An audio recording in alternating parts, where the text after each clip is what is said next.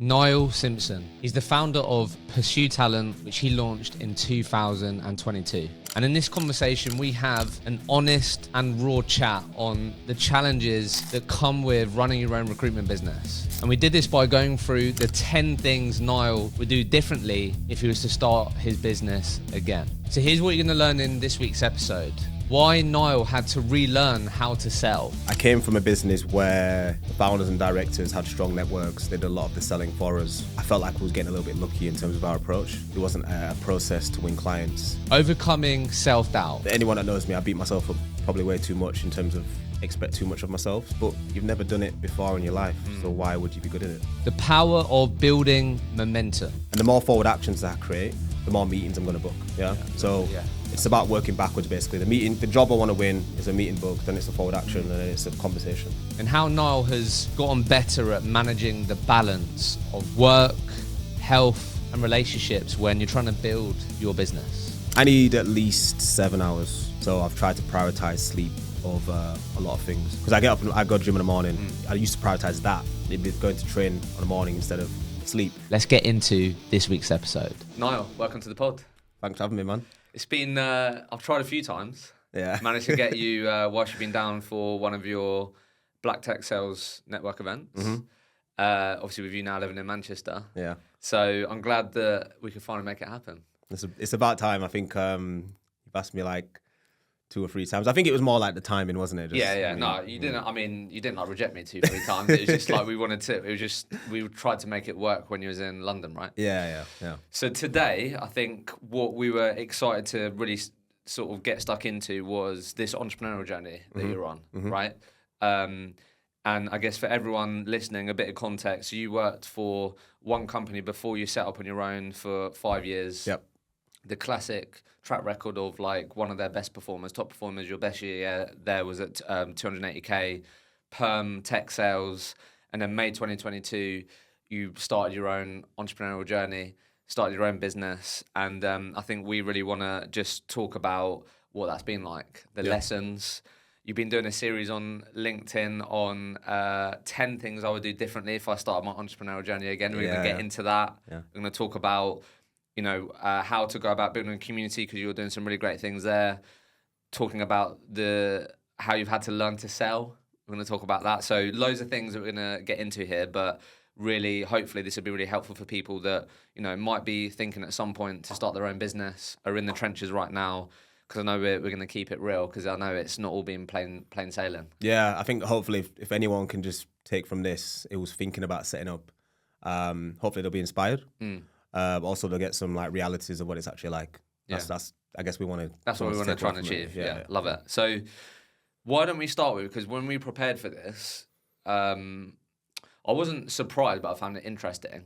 But when I do speak to founders who go out on their own, a lot of the time it's like I would need to get better at winning new clients, or like that. That's absolutely fundamental, right? Yeah. If you haven't got great clients, committed clients that you're able to work with, have jobs to work on, it's going to be difficult regardless. So why don't we just start with like this whole piece that you shared with me in terms of like you literally had to learn how to sell. So why don't we start with like what did you think selling was before Pursue Talent, before you started your business, and then we'll get into like the things that you've had to learn and how you've got better at it. Yeah, sure.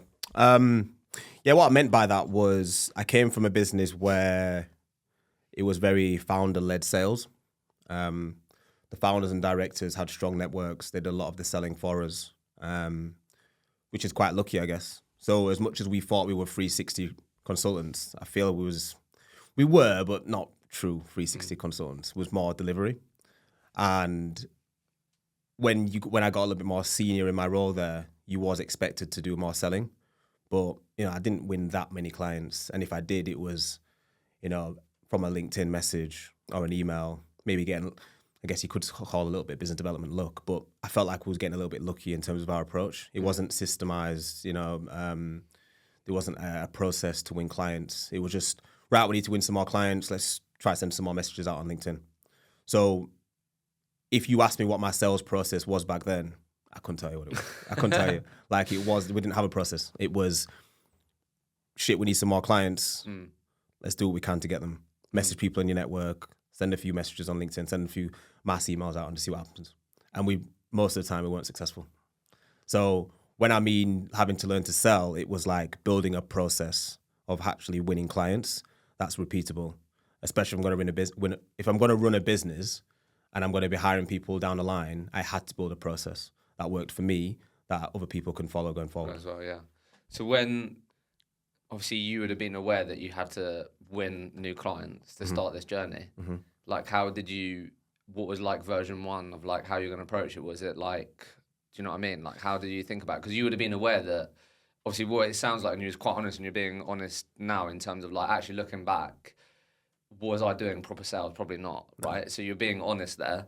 But like when you first started, how was you initially approaching it? Was it how you've always done it? Like reaching out to people, LinkedIn, these things? Yeah. So when I first started, it was, following what we've tried to do in the past, which was like messages on LinkedIn. In the beginning, I leveraged my network, obviously. So I obviously had a clause in my contract, had to be careful, and I couldn't go after business I've worked with previously. So it was like, who have I had contact with? And we'll go on to Black Tick Sales Network in the future, but it was like leveraging that network as well. Contacting people that I've spoken to in the past, getting introductions, referrals. That's what it was about in the beginning. But there was no real outbound sales because I feel that I'd never done it, like I said to you. So it was, I was I think I was a bit naive when I first set up, if I'm honest with you. I thought I'd win more clients in the beginning. I thought, well, I've got this network, I've done all right at Wiser. And, I can just probably use that in the beginning to win a first few clients, make a few deals in the beginning, and then the rest will follow. But I got a reality check in the beginning. How long did it take to do your first deal? First deal didn't take too long. It wasn't actually with someone in my market. We did, it was a bit of a rogue placement with like this insurance business. But that was around 2 months in. Yeah. Very small deal. I feel like I had a dinner this week with a group of solo founders. And what I mean by that is it's just them. There's no, some of them have 1 or 2 people, but mainly it's just them.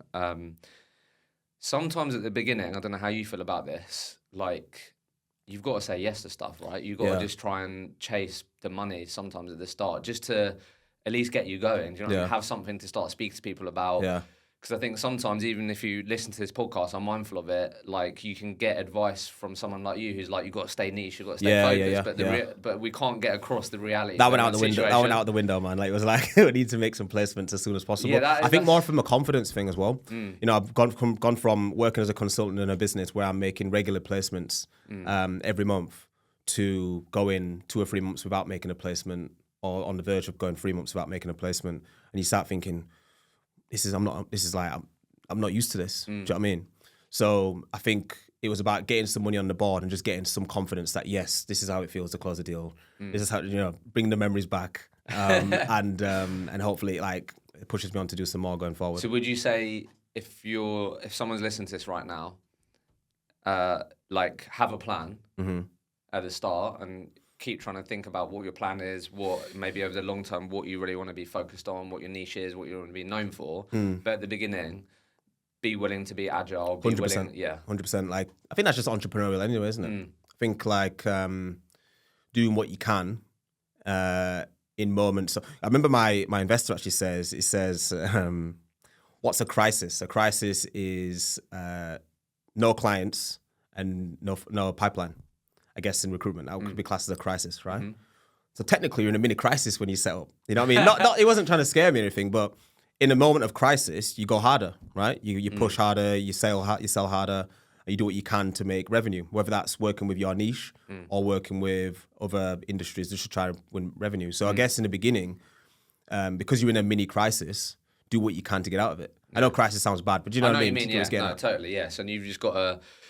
Yeah, you've got to be aware of that. That's part of the entrepreneurial journey. Yeah. And you look back at those as well. I look back at them like I'd never work with that client now. But in that moment when we made our first placement, I was buzzing. Felt good. Yeah, and it's like, like you said, there's a lot of good things that you get from that. The confidence, getting those first out of the way, the first invoice out, the first deal done. Yeah.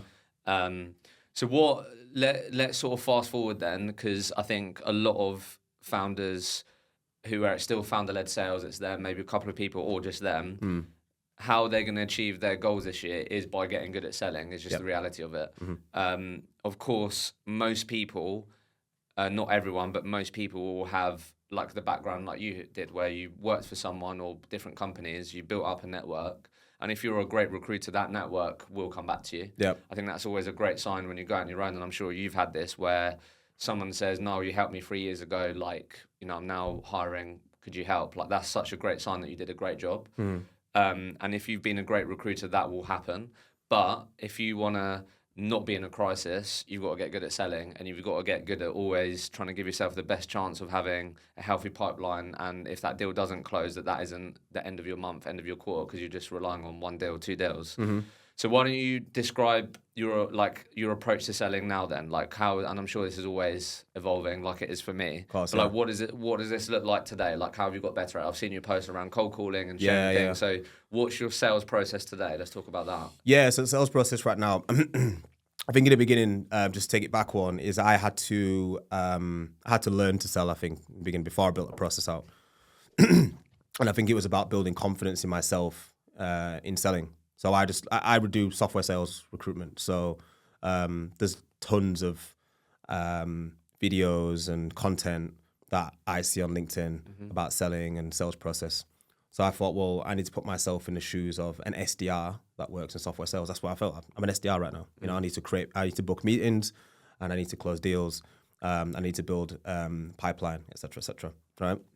So for me, it was about, let's strip things back. The emails that I was sending when I was working for my previous employer, were they the right type of emails? No, they wasn't concise enough. They didn't follow, I guess, the right sort of framework that a good cold email has. So it was around, what does a good cold email look like, and what does a follow-up look like? What does a sequence look like?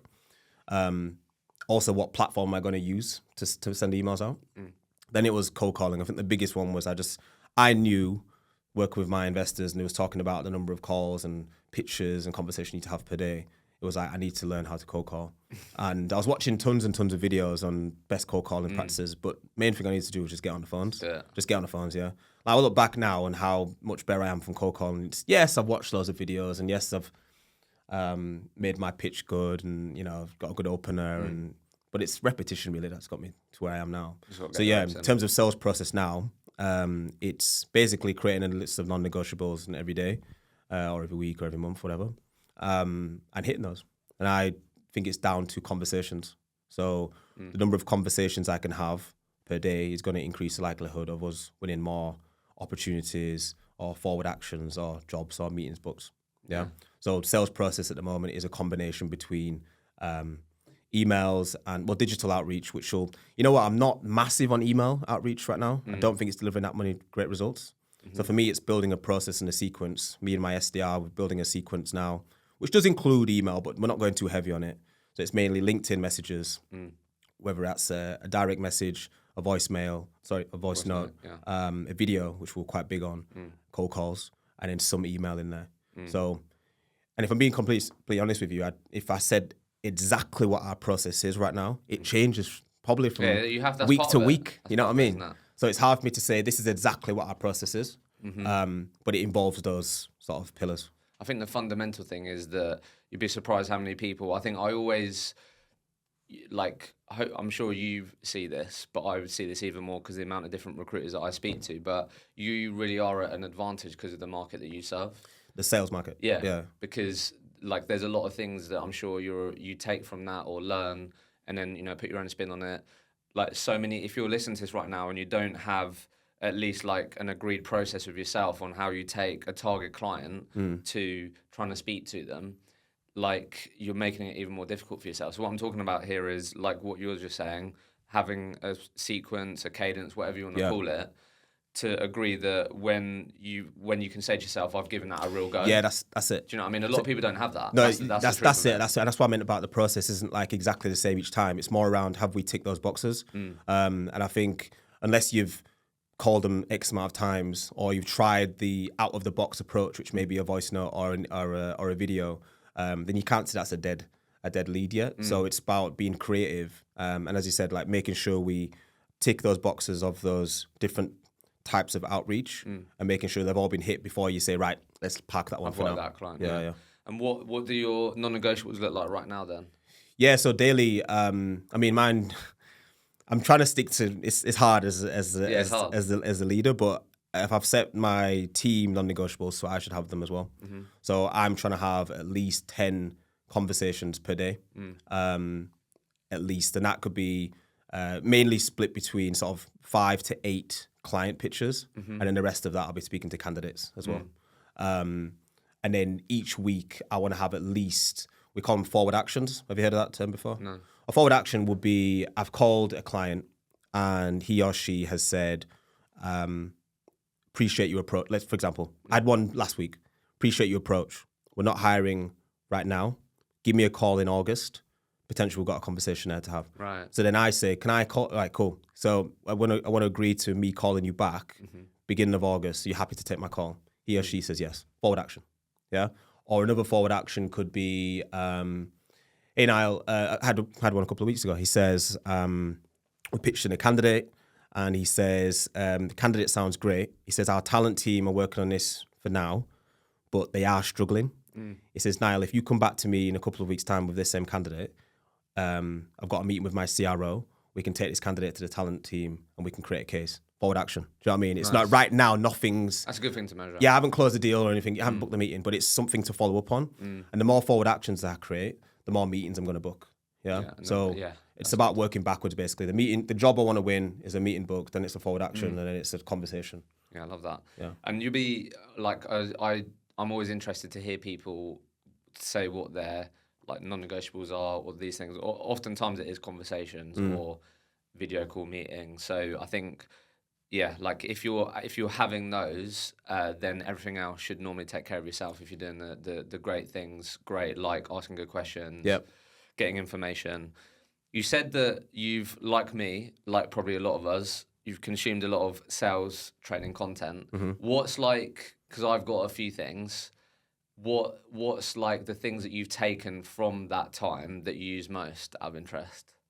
Because I'm sure there's like things that maybe you always include in maybe your approach or in meetings. Yeah, it's probably my... So like for me, for example, big one for me is like upfront contracts. Like that's like a big non-negotiable for me in terms of like getting things out early in front. So any meeting that I have, I've just got a bit of a row of things that I agree with them, which is how are we for time? Have we got a hard stop? That. Then it's like, I'm going to ask you, difficult questions. Are you happy for me to do that? Yeah. As we're having this conversation, I might not be the right fit for you, or you might think actually this isn't the solution for me. Are you comfortable saying me no? And before we finish, let's make time to agree what we think is the best next step. We're happy with all that. Like that's like for me is something that I always use. Yeah. That I've learned. That's one of the things. I don't know if you, because mine's probably more on the outbound approach. So like cold calling techniques. Cold calling openers. Yeah. The classic, like everyone hates it. The permission. No. Really? I've got a permission based one. Yeah. And it goes back to what you said about me selling to salespeople. So it basically goes like this and kind of giving everybody my offer. That's all right. It doesn't matter. But maybe they can't deliver it as well as me. But basically, it's so it's like, hey Hisham, we hadn't spoken before, but from one salesperson to another, can I grab 20 seconds of your time to tell you why I'm calling you today? Yeah. And I got it from Problem Prospecting. Yeah. I've been through that with Ben. Yeah. The yellow one. Yeah. Yellow book. So I took a piece. Oh, sorry, take that back. No, it's not with Ben. I know what you're talking about there. Yeah. So it's They ran a business which was like listening to calls and stuff like that. I think it might be a Lego maybe that they brought it, but I might be wrong. Yeah. I think so. Yeah. Okay. So I took a piece from that. Nice. And I took a piece from some other videos I was watching, and I kind of made my own, put my pitch together. And I think stuff like that, or even on the call, being confident enough to just keep the conversation going by asking more questions.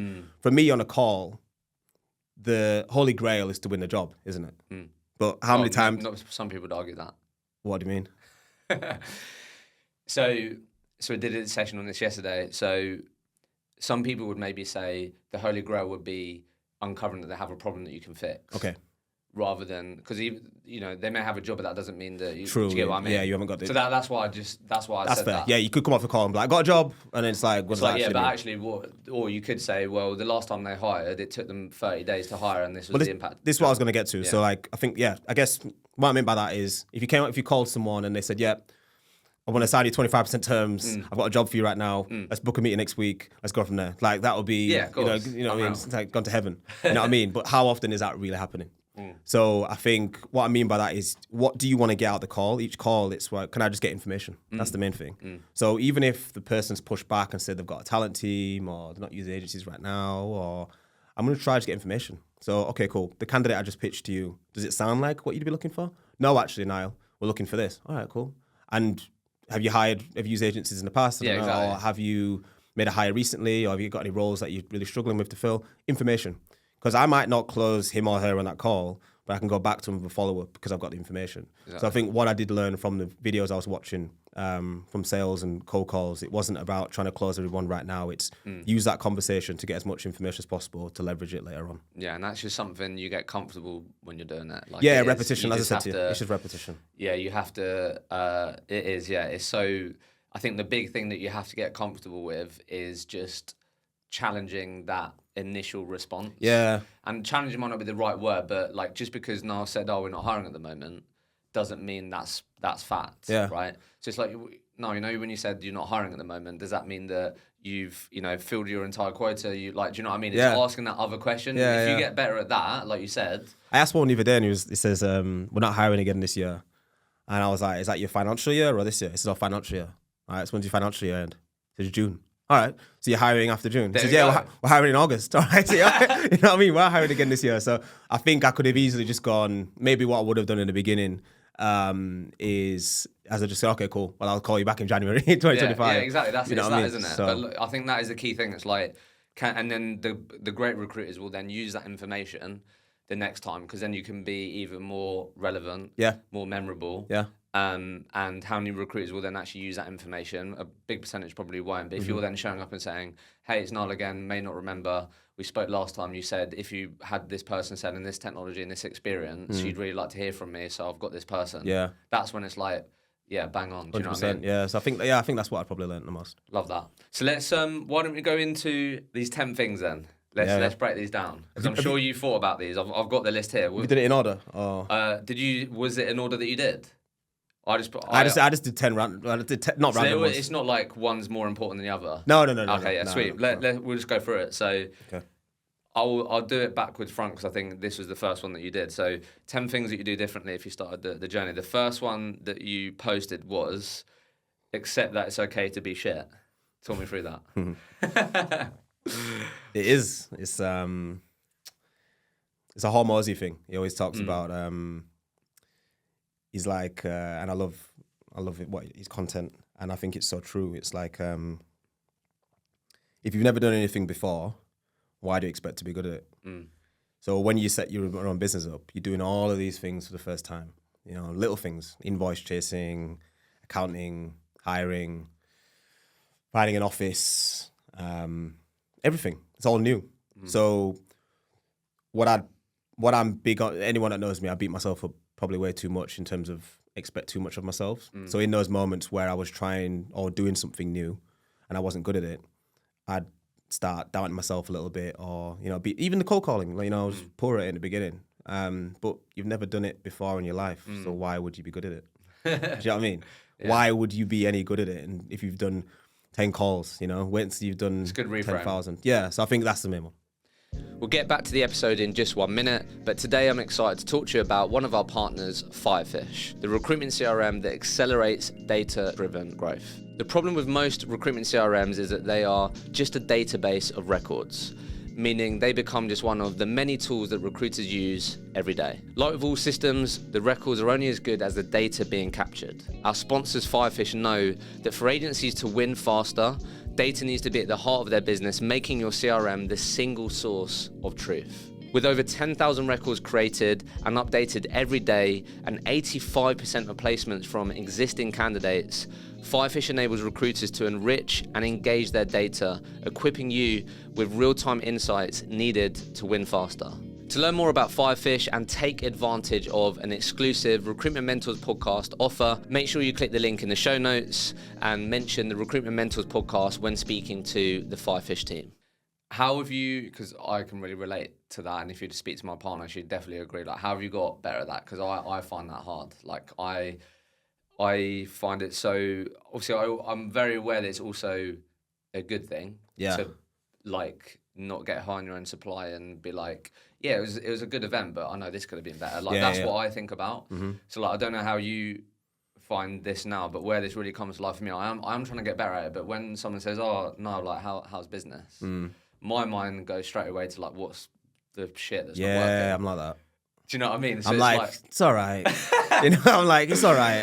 How have you got better at that, or is it like a consistent thing in terms of, like you said, like really beating yourself up? I think I was talking to someone last night about this at an event that we're running, and I think what I need to try and do is separate. If the business is doing poor, it doesn't mean Niall Simpson's doing poor, and I think that's maybe what I'm trying to protect myself sometimes when someone asks me that. It's like someone might be like, "How's business?" And I'm thinking, I almost think how the business performance reflects on how I'm doing. So then I'm almost covering myself by going, it's all right. Like, we're doing all right. Because I don't want them to think, I don't know, it's hard to explain. I think I'm too hard on myself because, I see the business. If the business is performing, Niall Simpson's not performing. But what I need to do better at is look at the business is separate to what Niall Simpson's doing. Niall Simpson's Niall's doing a great job. He's trying, he's doing what he can. If the business is behind, then that's fine. It'll get there. Yeah. So I think, when I'm in conversations, when people are saying, how's business going, I think I'm quick to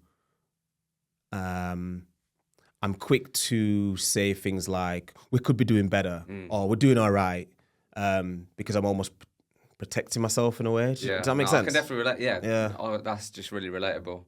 But yeah, my mind, I feel like I've got better at what you're talking about, but it's still hard. It's hard, yeah. Like, especially when it's just hard in there, because like you'll have wins and you'll be like, this is unreal. Yeah. Like, and then you'll get that company, that client will go, no, unfortunately, we're going to go with the other recruiter.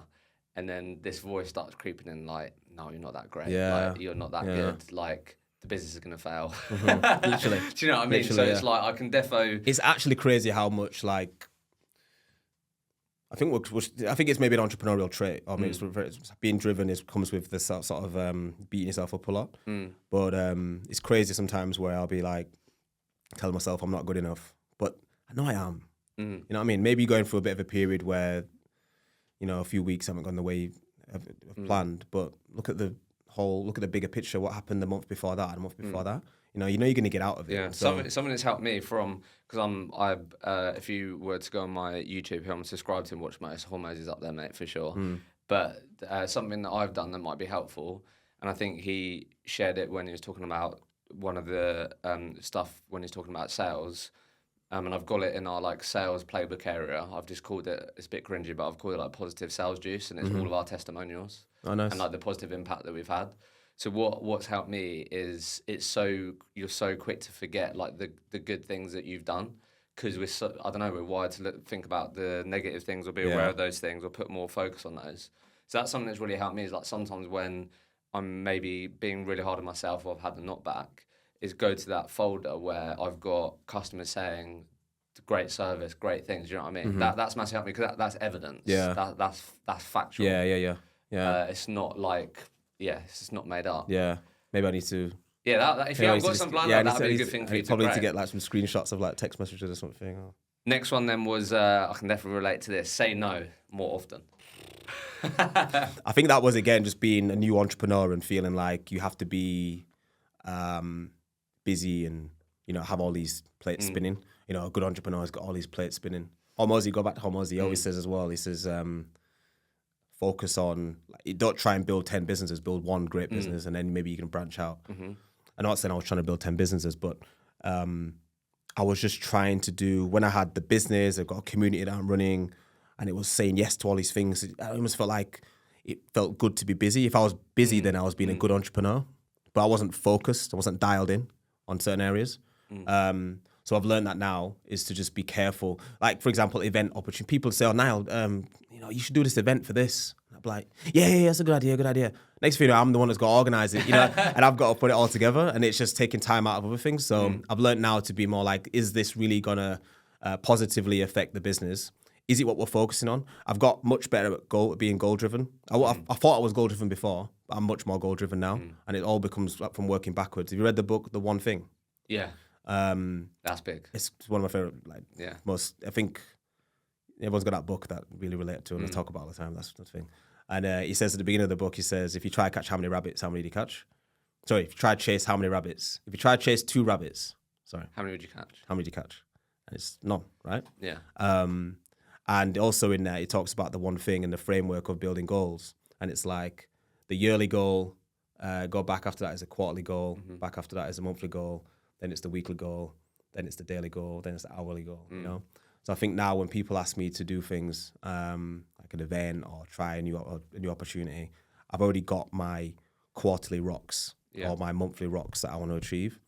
Is that going to positively affect them, or is it going to take time away from them? If it's going to take time away from them, then the answer is no. Yeah, and if you're listening and you don't know what those rocks are or what the big goal is, that's what you need to do. That's 100%. The first thing that you need to do. 100%. Just sit down. Like even the beginning, if you don't have any goals, it's hard to know which direction you go, isn't it? So even if your yearly goals is hard to create, just what do you want to get out of this quarter? And then look at those quarterly goals, and then I can look at that and I can say, right, what am I going to do this month that's going to affect those quarterly goals? And as I said to you, go back, what am I going to do each week to affect those monthly goals? And like I said, I think it just makes decision making much easier, isn't it? Yeah, no, for sure. I mean, something that I've implemented this month, I was telling people about it this week. So again, haven't like perfected it. Again, inspired by Hormosis, this is proper big Hormosis stuff in it. But I have to tag him in. He did a video on it recently where like carving out. I literally have the block in my diary is called the one thing task. So obviously, me and you have a small team. So like what I found myself, if people are listening and they have a small business, I'd be able to relate. Or even if you're employed, to be fair, how many times have you got to the end of the day and just felt maybe exhausted or like, what have I actually done today, right? Yeah. And like I had too many days like that, and if I was being honest with myself, I didn't do anything that was moving the dial forward, moving the business forward, or helping me get closer to those rocks. So I've carved out, and I've been disciplined with it. Me being honest, 90% of the time over the last month, and I've seen the impact of it. Where from 8 till 9 before the team gets in, I all I'm doing or all I'm allowed to do is a task that's on that one thing list, and they're things that I feel like are going to help me get closer to my quarterly thing goal. Because especially when you have a small team, you get dragged in different places. So I think then that's like five hours each week that I know I'm spending on just trying to move things forward. Yeah. So that's something that I've implemented recently with that in mind that has enabled me to get things done that has been on like the to-do list for a while. Yeah. Do you know what I mean? That's those it. Things. Yeah. Have you got better at saying no? Yeah. Much better. Yeah. Yeah. Like what? Just like professionally and personally, or like both. Yeah. I thought you was getting to that. Yeah, man. Like even personally, just saying no to like, nights out or. I don't want to go to it, you know. I don't want to come to your party, you know what I mean? And me and my brother talk about a lot. It's like people pleasing. So a lot of the time, how many decisions do you make in your life that are based on trying to please other people rather than what you want to do? And that goes back to business as well. You know, someone coming to me with an event idea I think the event's an okay idea, but was I just saying yes to it to keep that person happy? And probably yeah. So like business and personal. Just more thinking about being a bit more selfish. You know? Yeah. Do I want to go to that night out? Do I want to go to that, whatever it is, that event? No, I don't. So I'm going to say no to it. I'm going to let you down, not in a bad way. Just look, I ain't got time to do this right now. I've got other things to focus on. And I actually think the more you do that, the more people respect it. Yeah. In the beginning, when you've gone from like saying yes to everything and then you start saying no, you get a bit of like, people start giving you a bit of shit. Yeah. Has that affected so how has that affected... I'm just curious. I'm just asking for myself here, but like, has that affected like your social circle a bit since been? Yeah, I think a lot of people. Look, I still call them friends, but there's a lot of people that, and you stopped drinking, haven't you? So you've probably seen all the content around like going sober and stuff, and how there's people that you thought were friends, drinking friends. Now again, I'd still call those guys friends, but we didn't really do much more than just go out and drink together. So I guess in a way, yes, it has affected things in terms of how often I see those people. I'm not saying I went 9 months without drinking last year. I thought I was going to just be sober forever. Started drinking again, but nowhere near like I used to. So yeah, I think it does affect things a little bit because people who you used to see in certain situations you don't see anymore. So yeah. What about you? Yeah, I think, I mean, I'm just really grateful for like the close friends that I do have. If I'm honest, I think if I didn't have that, I was telling you obviously when we had breakfast, like, I just feel really grateful that I have like 6, 7 really close friends who are similar minded. A lot of them, bar one, are on an entrepreneurial journey. So for me, if I add people into like my social friendship group now, I feel like they've got to add to it. Yeah. Rather than, so I don't know. I feel like that if I didn't have that, it'd be different. I probably would say yes more because I know that I want to try and build. Yeah. That's what I'm really. Not everyone has that. So yeah, I think I'm lucky in that sense as well. I think you same age as me, right? 31. So I think luckily to get to a point now where I'm 31 and I've got my core group of friends. Because you may not speak, you're probably going to speak to them a lot less, maybe see them a lot less. But when you do, it's meaningful. A lot more. There's a lot more depth to it. So that's for me. And you don't need to be. You don't need to get pissed and stuff. It's more about quality over quantity than me. But I think one thing I was just going to share professionally was, again, you do have to get better at saying no. Just the reality of it. But some good framings that I've used recently are things like no. Because really trying to hit our H1 target, we're behind. Like just and people will respect that. Yeah. So I know not people do find it hard to say no, but adding things in there like I'm really trying to work hard to hit our target right now. Or I'm not doing anything outside until we hit our target. Or, do you know what I mean? I think that's it. It's giving the context of why. Because you could, if you just said no, I'm not coming. I guess it's kind of like. You think you're better than. Yeah. And even though you don't, I guess maybe it can come that way if you put yourself in their shoes. So. Focus on the inputs instead of the outputs.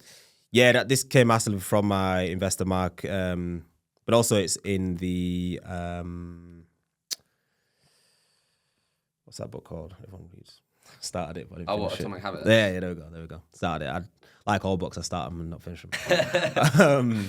But yeah, it's that goes back to just the beginning when things were new, things were tough, and it's like you get a little bit impatient as well as a business owner. You hear stories of other business owners just flying from the beginning.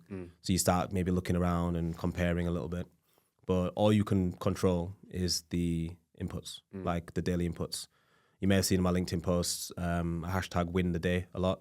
My favorite phrase because it's like, just focus on today and then the rest will happen.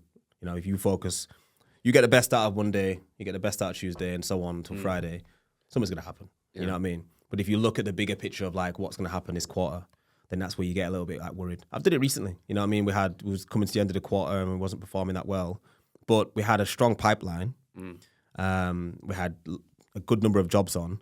Like all we had to do each day was just make sure that each one of those candidates was prepped properly, make sure everything was aligned in terms of salaries, etc., with the client, and the deals were going to come in. But just naturally, you start thinking, if we don't hit these deals, we're going to miss this quarterly target. But no, if you just zoom in on the day and focus on the inputs and what can I get out of today, that's where you win. Yeah, such a good reframe for recruiters because there's a lot that you can control. Yeah.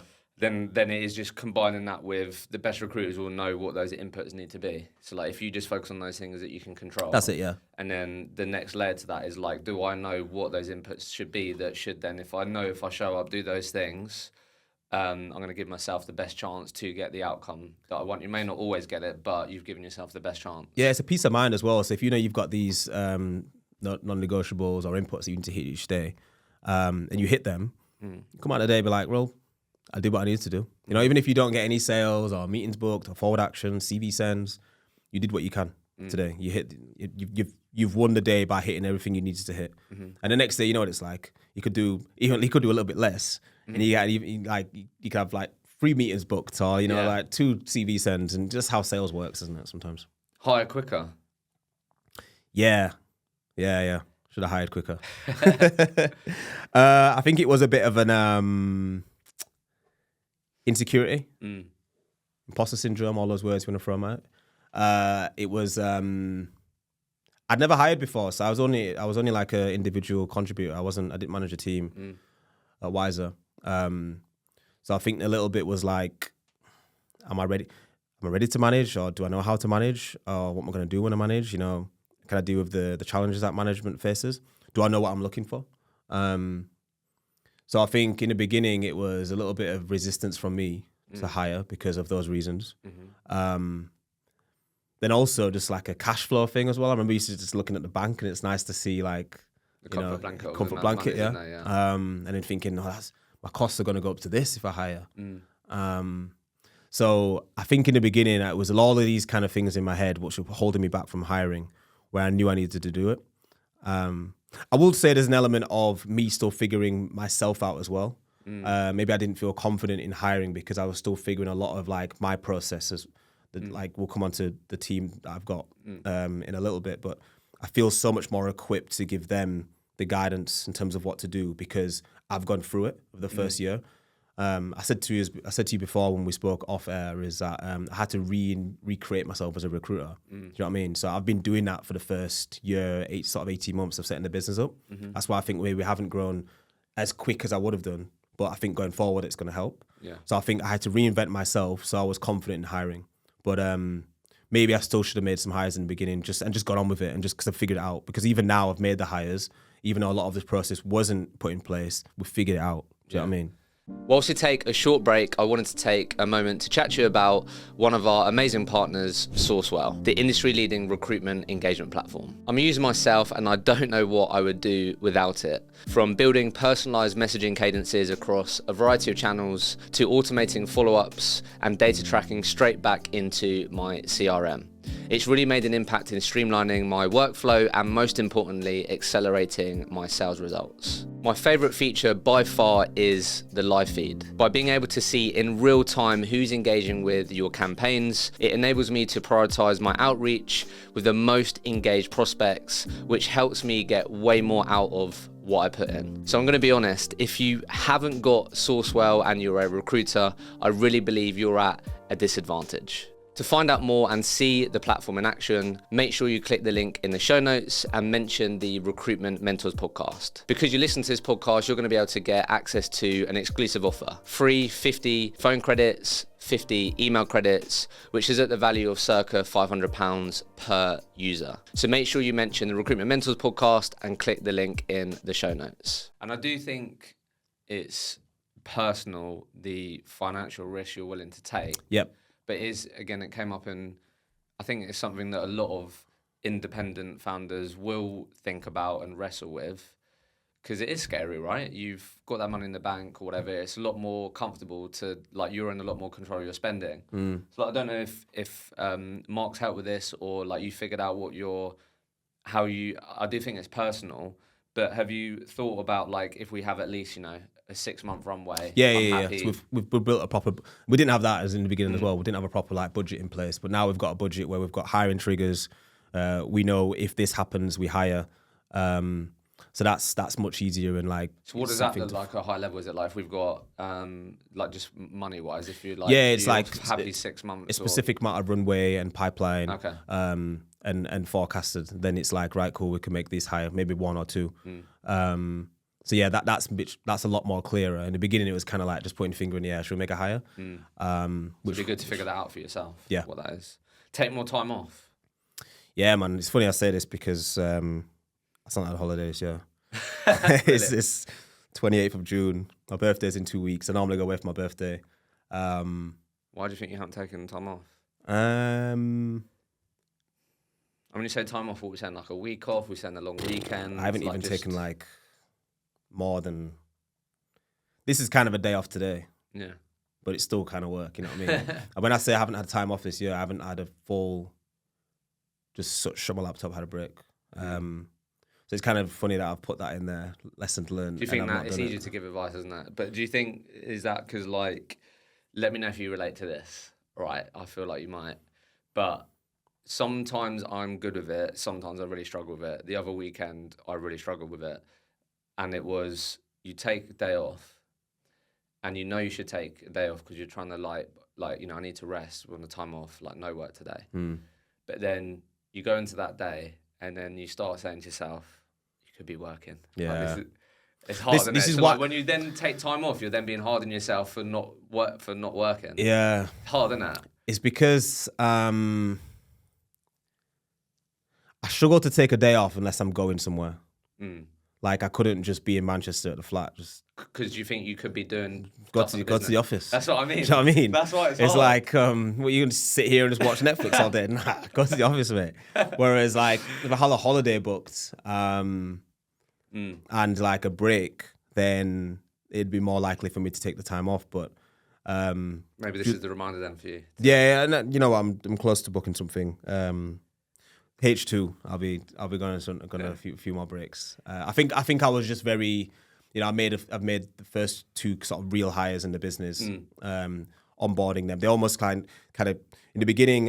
There's a guy that I had in the team at the beginning of the year. He left, so the first sort of quarter was just me going fully like in on the business and like fully locked in, having to get to a position where we can hire again. Made that hire in March, April.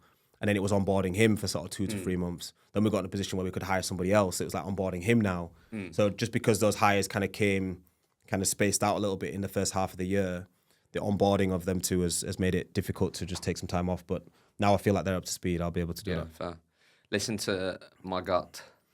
Yeah. A lot of times I've known something isn't right to do or just like, this doesn't feel right. But because I was new to being an entrepreneur, new to being a recruitment business owner, I was taking advice from people thinking, well, they know more than me because they've been in the game longer. But I don't want what they've got. But you know. And I knew. But then I had to say, yeah. And then 3 months down the line, I'm like, I've lost all this money on something. Yeah. Or I've spent all this money on something. The more you listen to it, the more evidence, the more confidence you have to then listen to it next time, don't you? That's it. Sleep. Just sleep. That's what you put. Just sleep, yeah. Sleep more. Yeah, I've got much better at this, to be honest. Prioritizing sleep, because I've realized that I need at least 7 hours.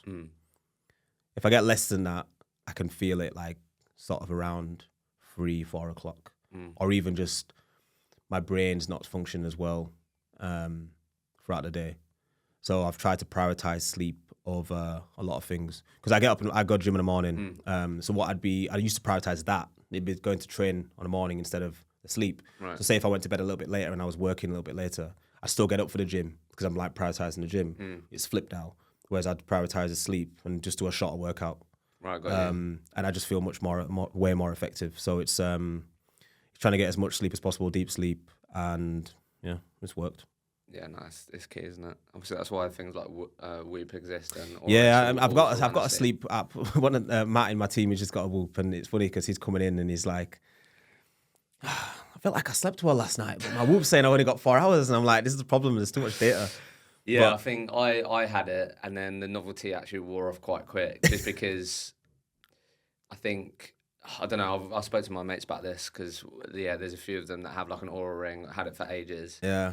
And I think just because of the position that I'm in, it's like if I wake up and my readiness score is in red and I've got 5 pitches today, what am head? I going to say? Like, sorry guys, like let's rearrange. Like, I'd rather just, do you know what I mean? I don't know. Obviously, I understand it's important. I think for me, I'll just try and stay disciplined with going to bed around the same time and getting up at the same time. That's the main thing, isn't it? That's the big thing that helps me. I should have mentioned that actually. Yeah, I think that's when I normally wake up feeling the best, as if I'm getting up at what time do you the go to same bed? time.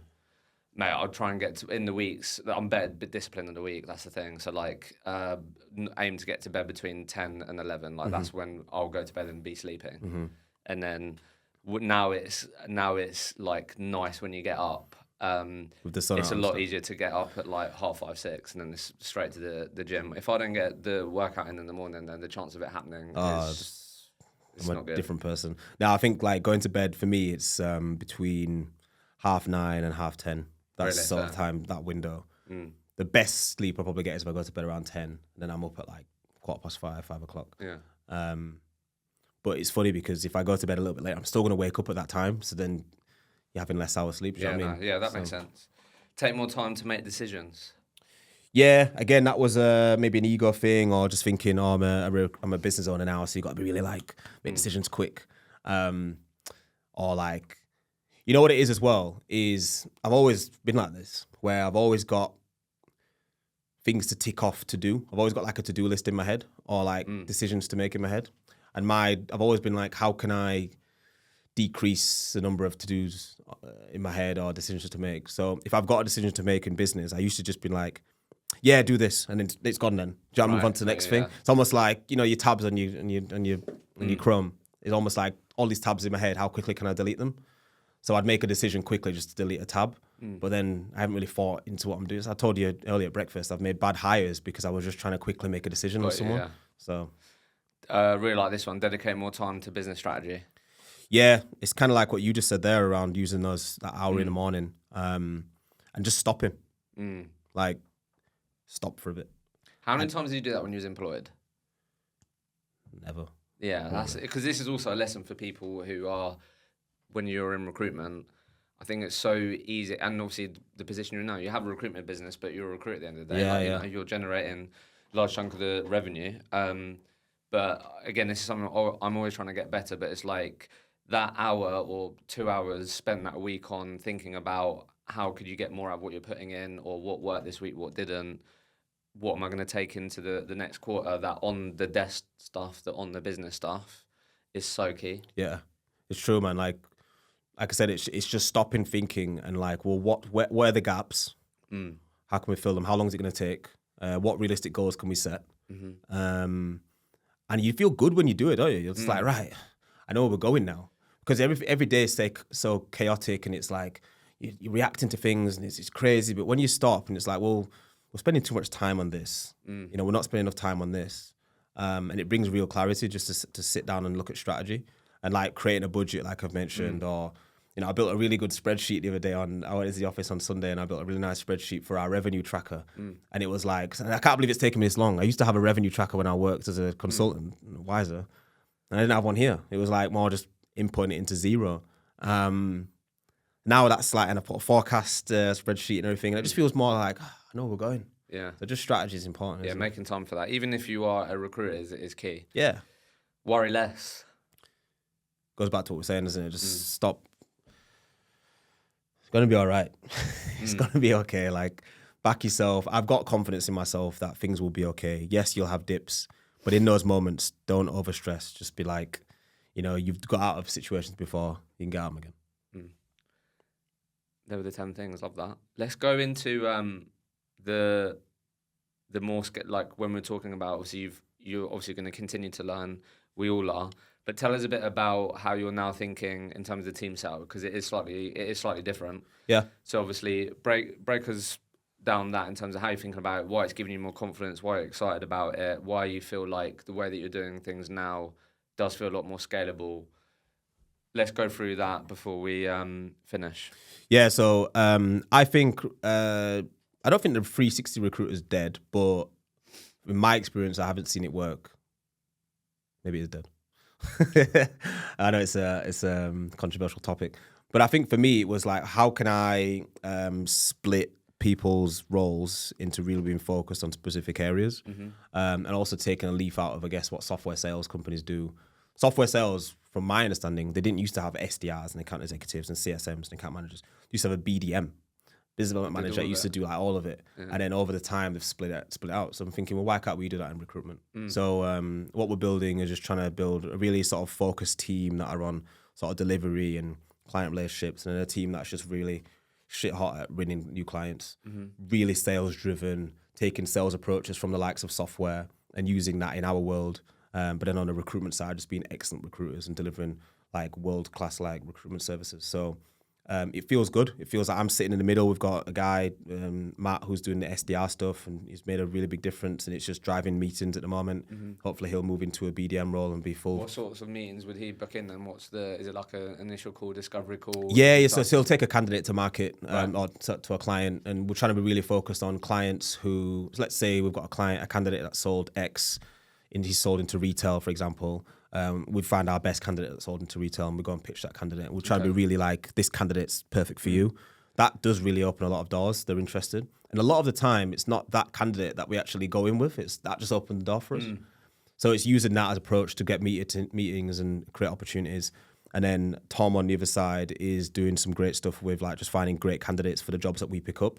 But he also finds great candidates that we can take to market. So it just kind of works really well. Definitely. And I'm sitting in the middle. I help Matt on the sales side and I help Tom on the recruitment side as well. Yeah. And then what are some of like, I'm sure it's a bit of a journey, but on the candidate side, how much of that process do you envision that person like managing, do you think, in the future? Is it qualification, everything up until, I don't know, like how do you think? Yeah, so I see us having, I guess Tom or other people, I guess he would move into a position where he's managing the client relationship and then having sort of the final say on which candidates go forward and managing the sort of process with the candidates. Then underneath him, he'll have what we used to call it a researcher or a resourcer, someone under him that's providing him the leads and for candidates and conversation and candidates for him to take into the clients. If that makes sense. Yeah, no, that makes sense. And then on the BD side, just always generating meetings. Well, ideally, he'd move into a role where he's closing the clients, closing retainers, closing exclusive terms, bringing those opportunities to the team. And then they're closing those deals, and he takes his cut from that.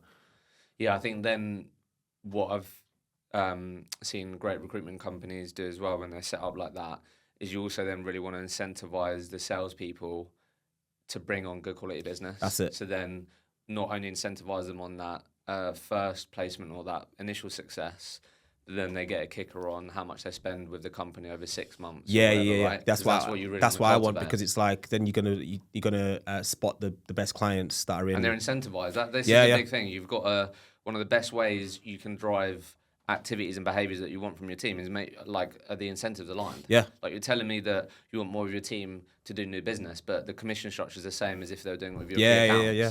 So like, for example, he could make more if we make X amount of placements with that client. On the third placement or the fifth placement, he gets a kicker. Exactly. Do you know what I mean? Because it's showing it's a long-term client. So he's going to look for better clients that we can make more repeatable business with. Yeah.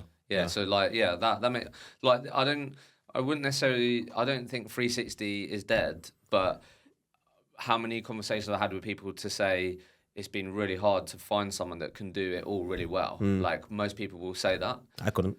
So, most people will say that. So I do think actually it's like absolutely why would you not want to try and get your people doing what they're better at or like the way that you were speaking about it. Yeah, I just think there'll be, I think, especially with like AI now and all the tools that we have available, it's just like what low-level tasks are they maybe spending too much time on that you need to take away from them? Do you know what I mean? Yeah. I do think you should have that mindset regardless, because there will be things that your team is spending time on, like arranging interviews or formatting CVs or updating the database or building lists. Should your 360 recruiters be doing that? No. Can you get other people to do that? Absolutely. So I think it's having that mindset. It might mean that you change your process and how you do it like you are. And I know plenty of businesses that have that approach and it's successful, and then they also have some 360s. But I think it is thinking about how can we, and I'm always thinking about this myself, and you will yourself, is like what can I do to make sure I'm spending my time on the high leverage tasks? Yeah. Do you know what I mean? Because updating the database there's so many hours in the day, and we know how quick days go. So it's like, how can we be as dialed in and focused on the things that matter to get the most out of the day? It goes back to win the day, as I said. So anyone listening, thinking about launching their own business, what advice are we giving them, mate, before they set out? What are we saying? Let's wrap up there. What would you say to Niall before you set out?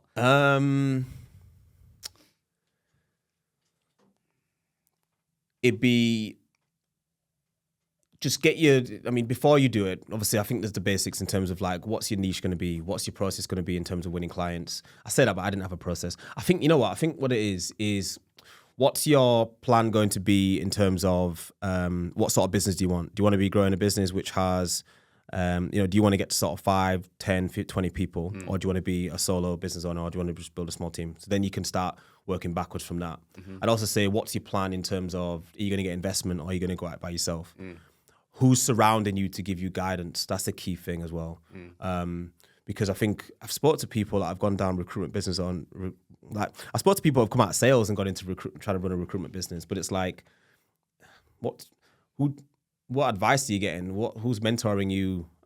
What experience do you have in a recruitment game? So I feel like, look at what experience you have. Is that setting you up to be successful? If it's not, what can you do before you set up? or who can you surround yourself with that's going to support you to be successful. If you're not going down the investment route, then make sure you have people who have been there before. That's the key thing. Because there's so many things that you think you know that you don't know that you'll have to come up against when you set up. So I think that would be the key thing. I think it's hard for me to answer that question because I don't think I was set up that great to go and do it. And I'm doing all right now. So I guess the key thing, the message I have for anyone that wants to give something a go like this is go for it. But just make sure you trying to give yourself some things that you can do. Give yourself some, yeah. Have a little bit of like, have people in your corner. That's the key one. Love that. No, it's been an absolute pleasure. Thank you, man. Appreciate it.